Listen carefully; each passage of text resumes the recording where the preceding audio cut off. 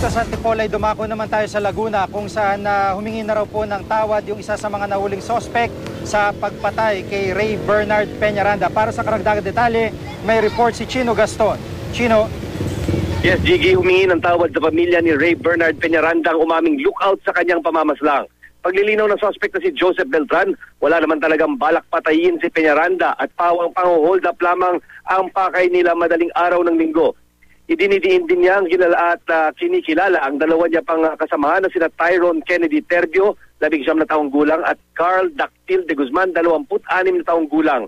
Ayon kay Beltran, si Terbio ang mismong sumapak at sumaksak kay Peñaranda, habang si de Guzman naman ang driver ng motorsiklong kanilang sinasakyan. Nanlaban daw si Peñaranda kaya inundayan ito ng saksak ni Terbio. Kagabi, pinasok ng mga pulis ang 6 na lugar na itinuro ni Beltran na posibleng pinagkukutaan ng mga sospek, pero bigo ang otoridad na mahanap ang mga ito. Handa naman daw magpatawad ang ama ni Peñaranda na si Herman, pero kailangan panagutan muna ng mga pumatay sa kanyang anak ang kanilang ginawa. Patay sa impormasyon mula sa PNP, dati ng sangkot sa kasong robbery hold-up at pagnanakaw ang mga sospek at target talaga ang area sa paligid ng universidad. Ayon naman kay Laguna Governor E.R. Ejercito, kamag-anak ng ilang barangay official sina de Guzman at Terbio. Balak nang ipatawag ang mga ito para malaman ang mga haka-hakang pinagtatakpan umano nila ang mga iligal na gawain ng kanilang mga kaanak.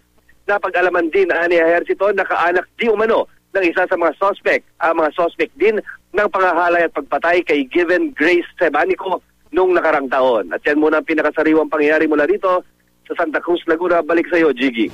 Maraming salamat, Chino Gaston.